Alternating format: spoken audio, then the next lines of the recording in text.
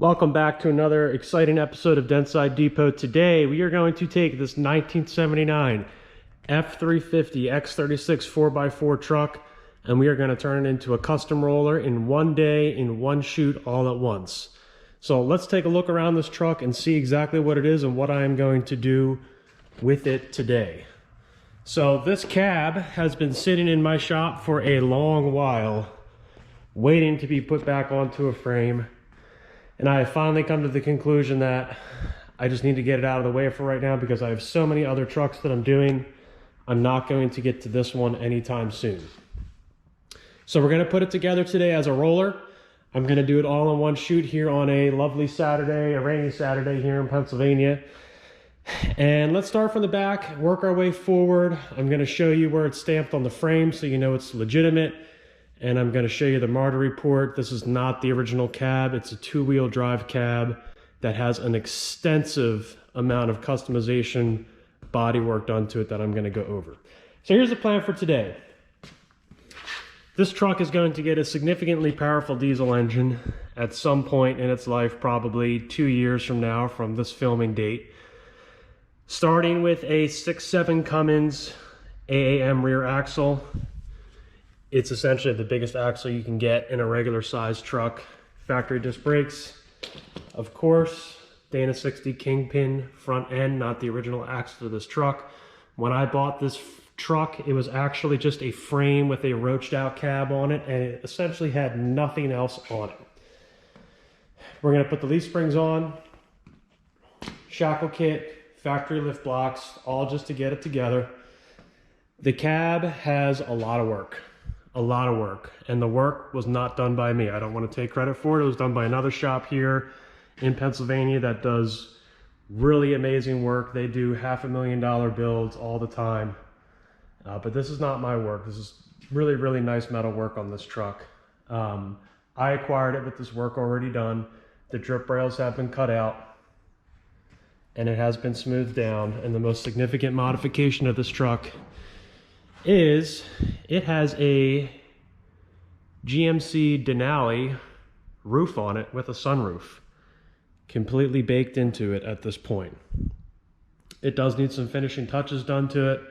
I'm not doing that in this build. I'm actually just going to get some paint over it because it is going to be going outside to sit, unfortunately. But that's just the way it goes when you have a lot of trucks and not a lot of time. You have to pick and choose what you're going to do. As you can see, this is a two-wheel drive cab. The firewall has been cut out. The floor has been cut out to make way for a larger diesel engine. Originally, it was supposed to be a Duramax going in this truck. That may still end up being the case. I haven't completely decided on the engine that'll go in it. But as you can see, it has the sunroof module in, and it still needs some finishing work to do. Probably many hundreds of hours of body work left on this truck, for sure. So this one's just not going to get done up in the near future here.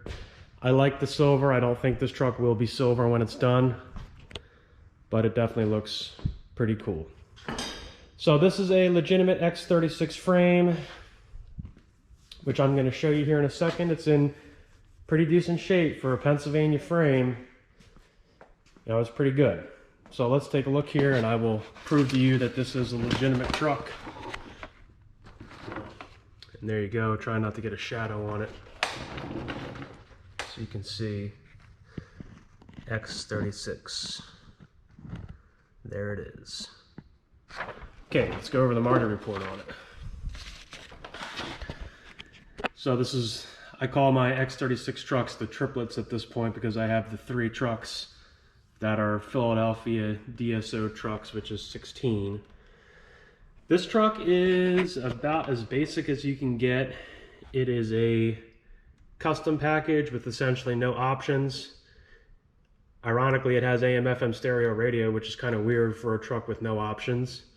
Standard and heavy duty tanks, dual batteries, and midship fuel tank. It is camper special. I have actually never seen an X36 that isn't camper special or trailer special. It seems like every single one has one option or the other. Now, the weird thing is this truck has essentially the rarest option, which is CB radio. It's kind of cut off there a little bit. But CB radio along with flipper visor and rear window defroster are essentially the rarest of the options that you could get. And this truck has CB radio and AM/FM stereo.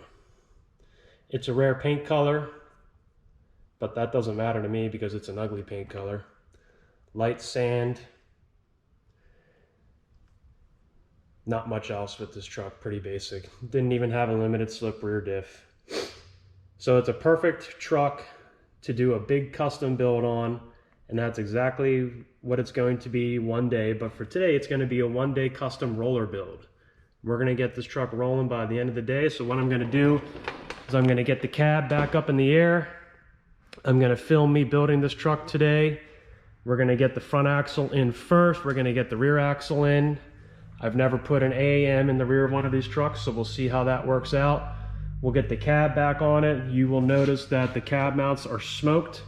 I'm not going to make a repair on those today. We're just going to put blocks of wood in, which I know is not a best practice, but I have had 4 trucks in the shop in the last 6 weeks. I've been rolling through them before winter gets here in Pennsylvania because I want to have a long-term project in here before November, which at the time of this filming, it's the second week in October.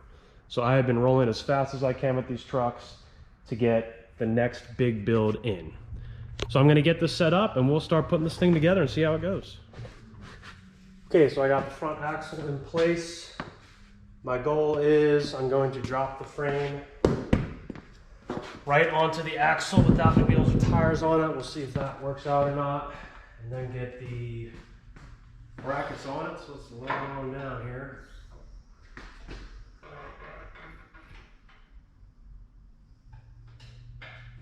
Oh, you know what? I forgot. We're going to put those blocks in the front. Not for any real reason, but just to make it look somewhat cooler while it's sitting around for a while.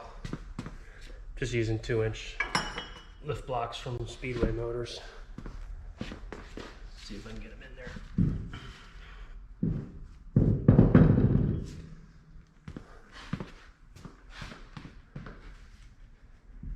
As you drop the frame on, the centering pin should shift the axle back up.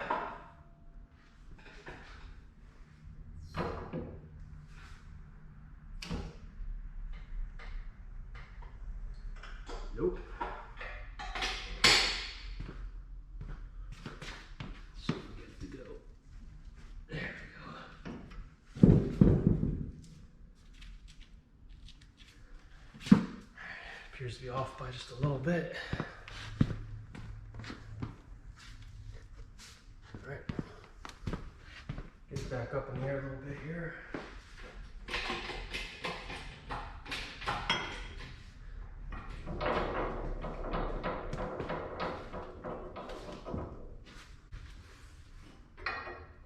Nope, that was never gonna work. Wrong size. See if I got another pair. Those should fit. Give these a shot, see if the... Well, I don't know. I don't know if the U-bolts I have will be long enough. Totally unnecessary to do this. I just thought it'd look cool sitting around with lift blocks on it being a little bit higher up.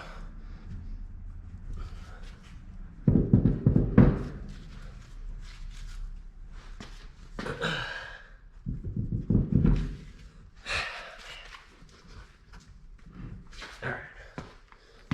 See if that works this time. Patience is the key.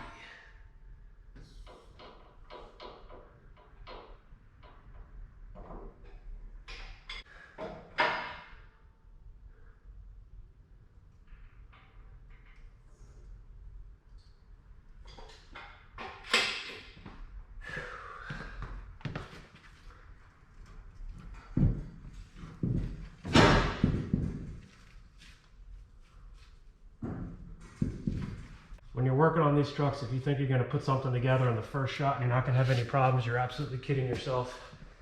And it doesn't matter if you're buying an expensive part or a cheap part off of Amazon, nothing's ever going to go right on the first try for an entire vehicle build. It's just, that's just not reality.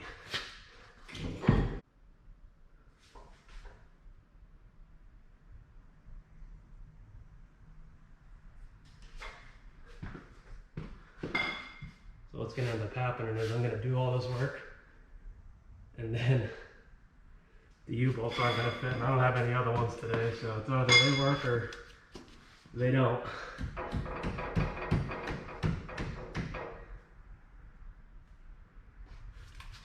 Alright, let's see if that'll do it.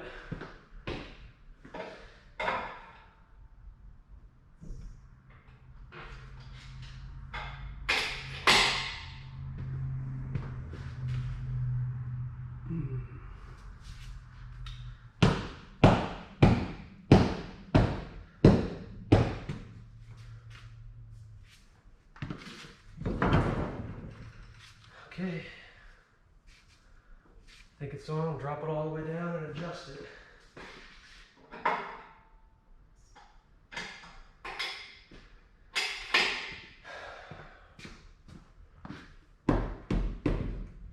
Alright, it's on there. Okay, what I'm going to do next is I'm going to cut, I'm going to get these adjusted a little bit and then see if I need to jack the rear up to get the U-bolt plates on, or see what I got. Alright, so they fit. Now let's see if our U-bolts will be the right size or not. I have not checked it, so I do not know. So these go down and they insert into these plates. And for anyone that's wondering, the Dana 44 and the Dana 60, the plates are identical. Oh yeah, I think that's gonna work. Perfect. That'll give this truck this cool custom look as it sits in the bullpen for God knows how long. All right. Now one other thing that you need to know. There's actually a plate that goes right here on top, and it's grooved right here on the top of it. The plate on the bottom is flat, but on the top there's a groove, and it holds the leaf spring in place. On this side it's pretty even, but on the other side it's usually V'd out towards the bottom. And it's pretty important to have that plate there, but this truck is going to be moving 50 feet with this setup, so I'm not really worried about that for today. Just getting it together to be a roller. And that's it. The driver's side is more challenging to do than the passenger side is because the clearance is very tight up against the axle pumpkin. This side, there's just a lot more space, but even this side can V out a little bit. Just, I don't know why, it seems to just depend on which one you got. This bracket right here is the bracket for the sway bar, and you know what? Before I get too far into this, I'm gonna hit this with a whizzer and whiz it off really quick. You definitely want to put these sway bar brackets, if you're running one on after you put the leaf spring plates on, because they will be in the way of you getting everything together. So I'm just going to whiz this off here really quick so it's out of the way.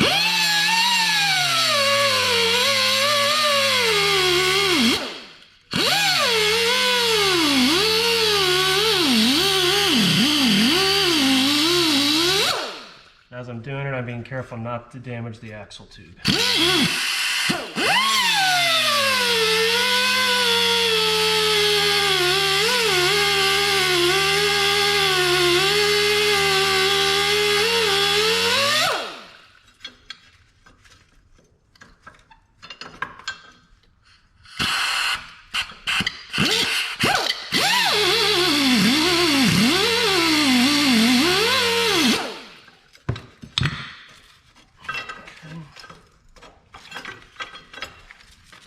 Purposely didn't go all the way through because I don't want to damage the axle tube at all. Not that I couldn't hit it with a little bit of a weld, but I'd rather just avoid that.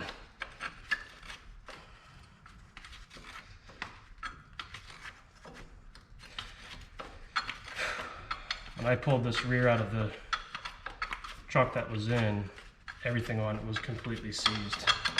This was a Jersey Shore stainless 60 and it was definitely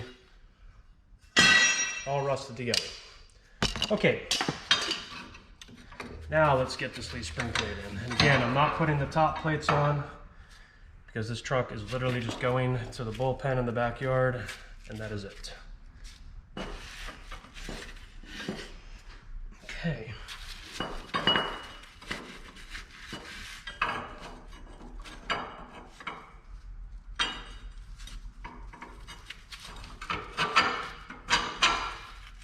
There's a dowel welded onto the front of the axle. Let me get the camera down here. This dowel right here, it holds the lower plate so it's on the right angle.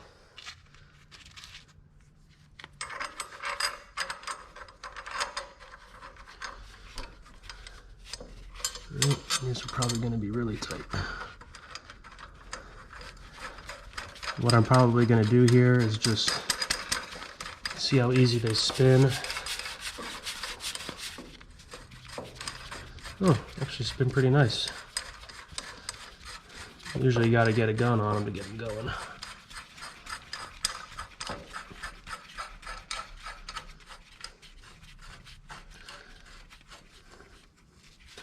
Okay, so I'm picking and choosing what I'm filming here because this would be an 8-hour video if I filmed everything. So all I'm going to do at this point is I'm going to get these other 3 bolts on. I'm just going to snug them so there's a little bit of tension.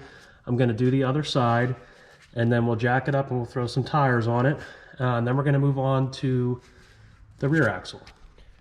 All right, so I got it up in the air now with the wheels and tires on it. Just some regular factory tires with 235/85s, nothing special. Lift blocks ended up working out. I don't know if I'm going to be able to hook up the steering or not, we'll see. But what we're going to do next here before we move on to the rear is we're going to pop in this old piece of junk steering box that I got. Get the camera set up here. Alright, so my hope is that I can get the steering set up. So when we push it into the backyard, someone will actually be able to steer it. These freaking things are heavy. Alright, I don't have the right bolts, so I actually just found some, I think these are cab mount bolts that I have here. Some crappy washers. Just because I want to just get this together here. Again, the whole point of this build is just to get the cab out of my shop and get a lot of the parts out of my basement. So I'm trying to consolidate and clean up here and get everything in and out of the way before it gets cold outside, because I will not work outside in the cold. I completely refuse to do that. I don't like to do anything outside in the cold. There we go.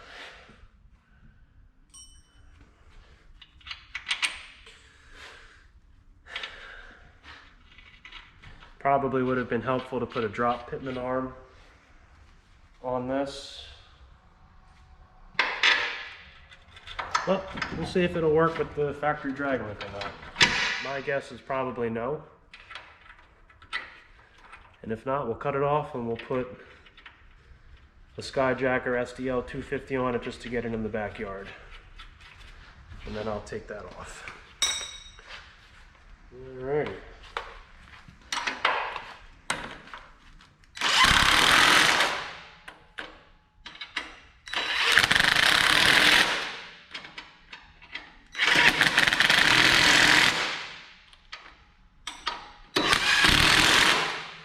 Now obviously I would send this steering box out to Blue Top to get it rebuilt before using it. It's definitely toast. So let's see what our drag link angle looks like here. Yep, that ain't gonna work.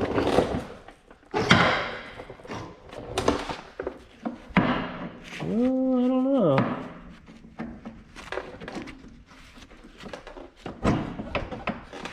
Maybe good enough. just to get it around the property. I mean, obviously you wouldn't want to drive with it like that. But I don't know. I'm gonna see if I can find a nut to slam on this thing. I did have to torch this out in someone's driveway in New Jersey. So I don't know if I'm gonna be able to get a nut on it. Maybe the nut will be a pair of vice grips. So let me figure that out and then we'll see if we can spin the wheels or not. All right, so I found a castle nut, a pair of needle nose vice grips. Obviously that's a joke. Let's see if this wheel will spin. As long as it turns, just throw it together like this. I don't know.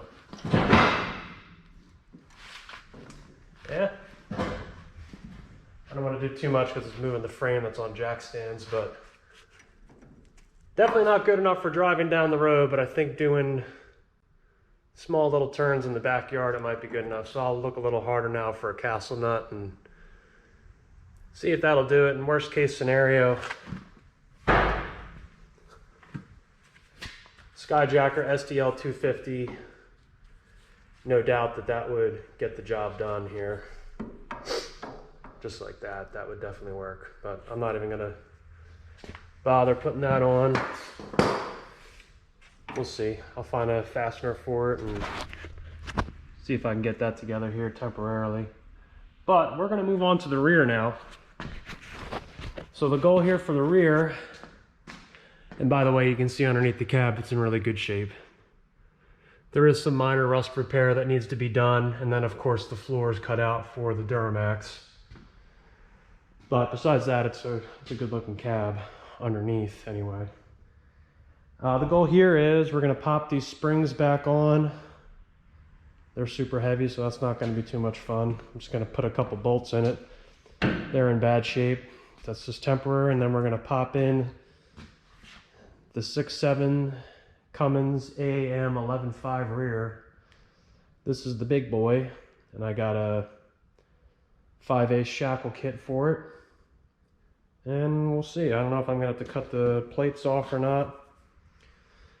So, I don't know. We'll see what happens. Maybe I was also thinking, just maybe I'll be able to get away with just putting those on without cutting the other ones off.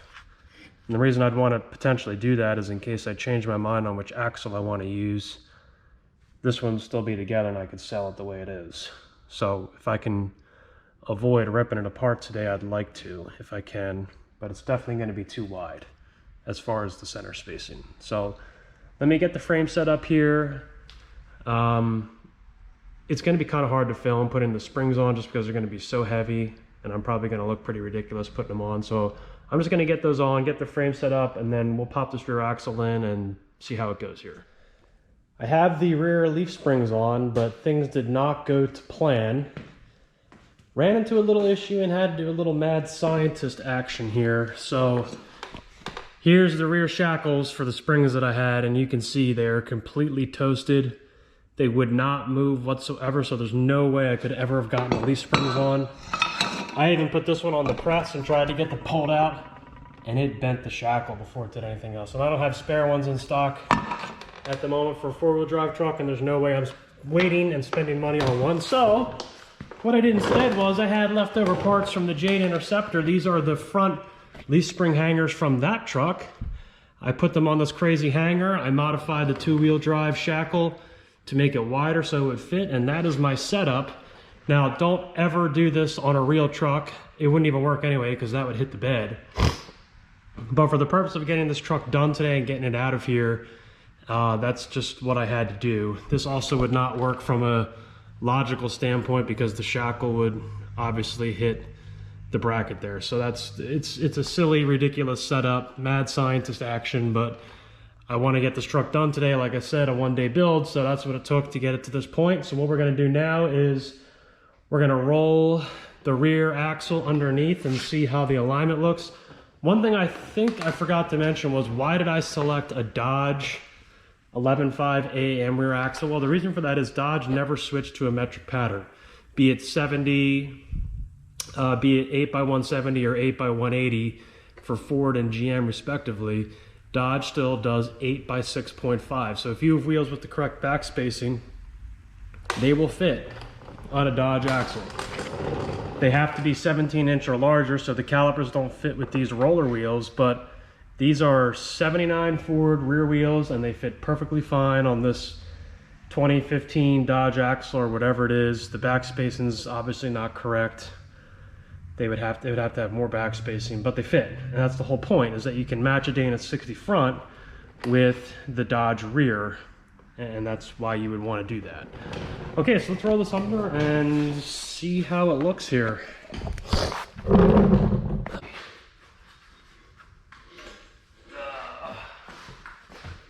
it is hard to spin.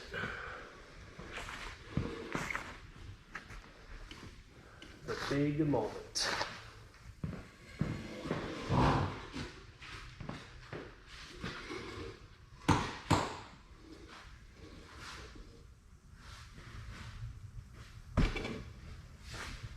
Yeah, it's not even close. Look right a little bit more. I had no delusions that the perches on this axle would line up with these springs, which is why I have other perches for it. Okay. Yep, looks like it's going to be off by about 2 inches on each side would be my guess.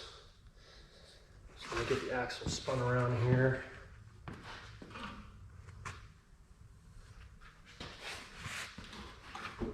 This thing's also kind of locked up a little bit.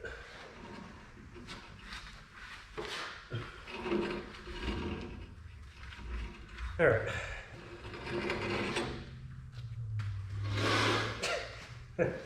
Okay.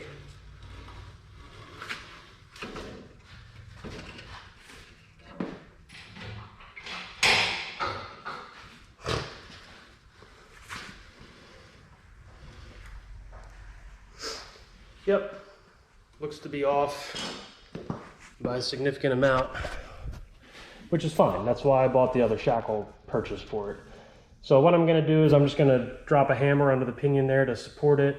Then I'm going to adjust the frame around. I'll come back once I have it set up and ready to start test fitting it here. Well, that was a miserable 45 minutes. Finally came to the conclusion that there was just no way I was going to get this axle on to this truck without cutting those perches off, and plasma cutter wasn't doing it.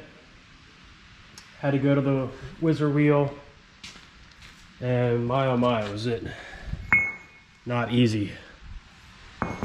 Bravo to whoever welded these perches on, because my goodness, that was a lot of work to get those off, and a lot of mess too. But that's over now, so let's get this on here, and this is essentially the last mechanical thing I need to do before dropping the body on, so I'm excited to see what this is potentially going to look like here. So I'm just going with the factory axle drop blocks in this case. Also, I'm not worrying about pinion angle, because obviously we're not actually welding anything today. So I'm just getting it to something reasonably close. That's really all that matters. I'm not even taking the time to really make sure the axle's all centered and everything else. Not really relevant here. Not even going to weld these perches on, they're just going to sit there. And then the clamping force of the U-bolts is what's going to hold it together, and that's going to be that. So not losing my mind here over getting this set up, because this is just temporary to get this truck together. Like I've been saying, a lot of the things I've done here have been a travesty, but this truck's driving 50 feet into the backyard of the bullpen, and that's it.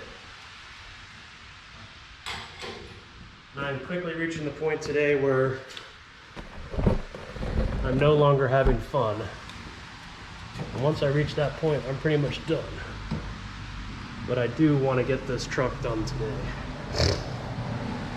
Or as much of it done today as I can. Still going to be a one-part build, even if it takes a little bit of time tomorrow morning, but I was not anticipating. I mean, I knew I'd probably have to cut the purchase off the axle, but I did not think that they were going to take me that long to do. They were just crazily heavy-duty welded, like I never even imagined. And then the leaf springs themselves set me back.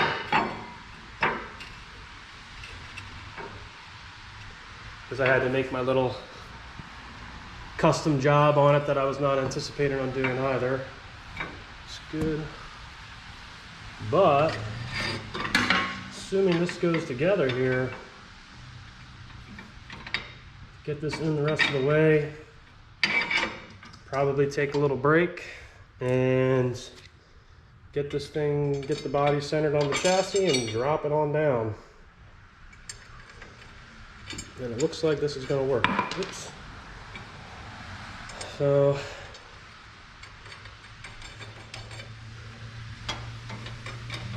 even something as simple as just building a roller like this, you just never know what you're going to run into. And it's just, the reason I don't like to cut my mistakes out when I'm filming is because that would just be unrealistic, because there's no way you're putting a truck together and not running into issues. Like I said before, you can buy all the best parts from all the top brands, and there's still things that aren't going to fit right. Some trucks are a little different than some others, depending on the options and everything else. And you have to be realistic about, you know, how long things are going to take and what you're going to do and everything else. But for the most part, this hasn't been that bad.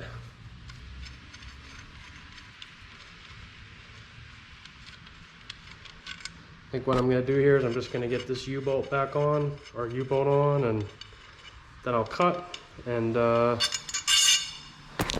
get a little bit of tension on and show you guys what it looks like.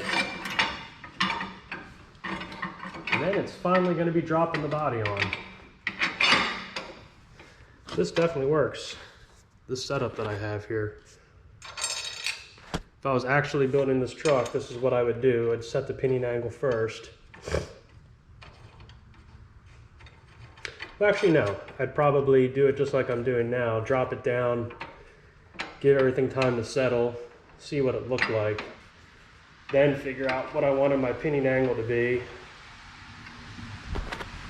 Then I take it back apart, weld the perches on to the angle that I want, so I wouldn't have to have any angle spacers on the leaf springs, which would be ideal. And then I'd weld the perches on. But we're not doing any of that today, because this truck's going to be sitting in the bullpen, like I said, for at least a couple years. We have 2 other X36s that I'm going to finish before this one, and 2 crew cabs that are going to get done before this one. So that's the setup. That would definitely work. If I was gonna leave this like this, it would definitely, there's nothing wrong with this setup at all. Whether you like lift blocks or not, regardless, it would definitely work. And then my travesty of a rear leaf spring here. So I'm gonna get it all cinched together, show you what it looks like, and then we'll drop the body on it. The rear is in. Took me way longer than I thought it was going to, but it's in. It's not a bad setup, it's fine. I'm happy with it. I didn't even bother going crazy centering or even worrying about the pinion angle, obviously, but it's in. Looks good. The chassis is complete. And this body is going to see a frame for the first time in a very, very long time. Many, many, many years. So the marriage is going to happen right now. Let's do it.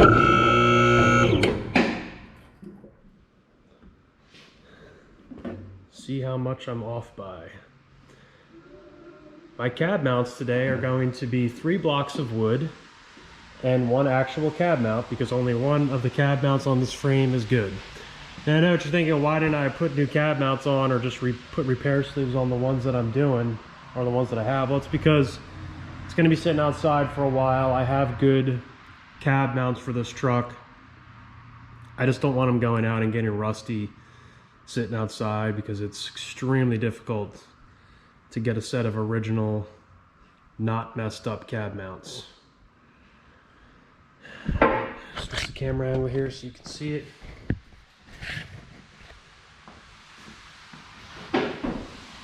Yeah, I know it's a travesty of a cab mount, a little piece of wood. But again, this is not a restoration. This is a truck I'm getting into the backyard. After we get this cab on here, I'm probably going to take a dinner break, maybe grab a shower, come back out tonight, put the front clip on, put the doors on first, then put the front clip on. Not going to worry about alignment, then get the hood on. I'll probably get a steering column in before I do any of that, so we can be driven around the yard, or steered around the yard. And that's going to be it. This truck is going to be done. My vice grip steering setup seems to be working great. So if I can't find a castle nut, I'll just leave that how it is. And that'll be it for this build. So it looks like I got to go back a little bit.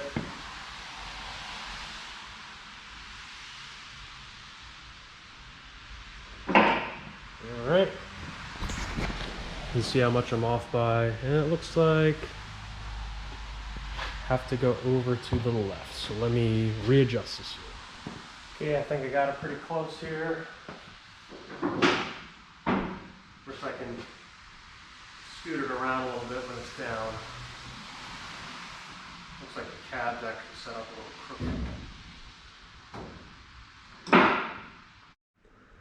All right, we have a truck, and this cab is on a frame for the first time in many years.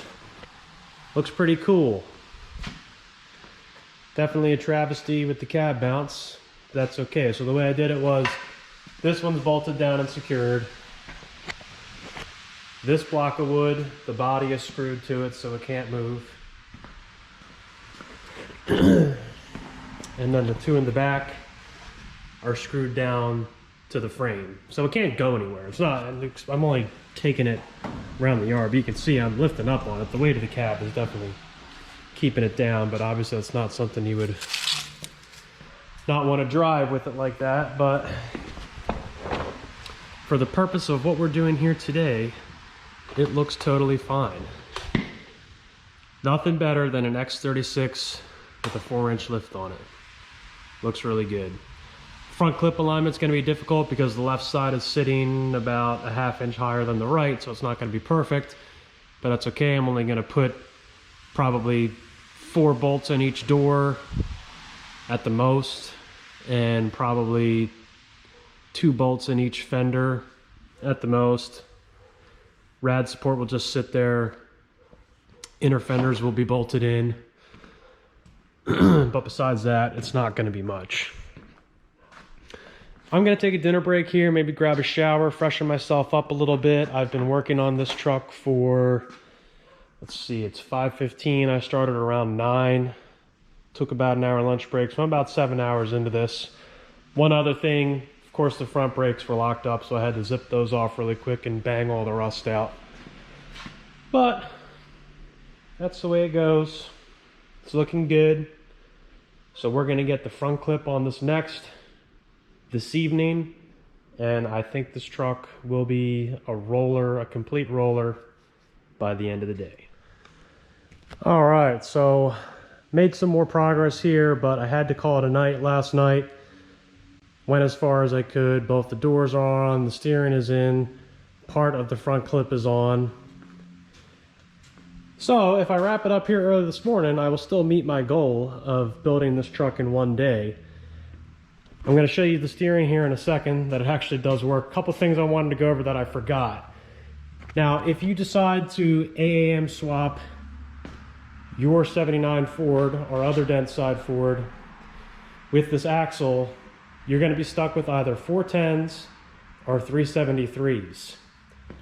So obviously 410 is your only choice unless you want to go with aftermarket gears for the Dana 60 front. That's really your only option. So this truck will be 410s front and rear, and that'll be that. I have the steering column in, and I quickly spray painted inside because this truck will be sitting outside, unfortunately at this point, covered, but outside. So check out the steering here. You can see that it actually works. A rig job as it may be, it'll be perfect for getting it into the backyard. It's essentially all I need to do. So let's get this front fender on. Let's get the front grille on. And I'm going to pop the hood on. I'm going to paint some of the parts of the outside, and this project is done, and the next truck is coming in today. So all we're going to do is just one bolt in here.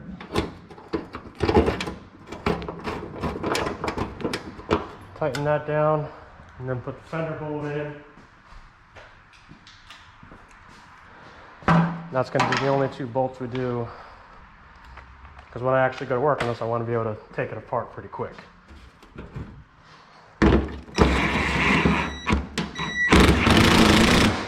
Alright. The fender bolt on the bottom is bigger than the rest. It's always a good idea to put a new one in, because they do get messed up pretty easily. And it just goes in right here.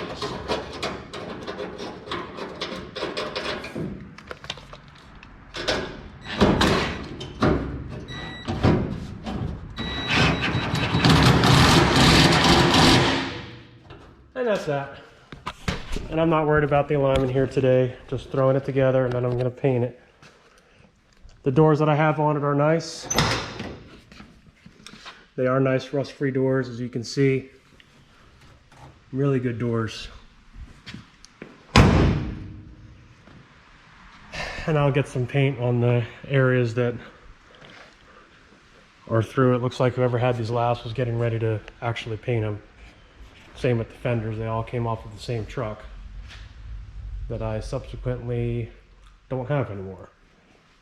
Got rid of. So, okay, let me find the grill and we'll throw that on. Okay, so I reached the point here where I just needed to get this truck done. Obviously putting the grill and stuff in is pretty easy. I did not put the hood on correctly. It's just sitting on top with no springs because the springs I had were bad. So this truck is done, and by done I mean it's now a complete rolling truck with no powertrain in it. And it also does not have a bed in it. I sold the bed a couple weeks ago to help fund another project because I didn't want that bed sitting outside for an extended period of time. So all I have left to do is the spots that were bare metal on this cab are primed. I just need to cut them in again with some silver paint just so it's complete. But I did reach my goal. It was a one-day X36 build custom truck roller with a Dodge Cummins AAM rear, a Dana 60 front axle, a custom cab, and a complete body minus the bed and the windows. But besides that, there you go. That's one of my triplet X36s, and this one's going out now because there's going to be another one coming back in today that I'm excited about, and maybe it's going to be getting that body right there. So if you like my content, please like and subscribe. Love to have you watching the show. I hope you enjoyed my one-day X36 build, and we'll see you on the next episode.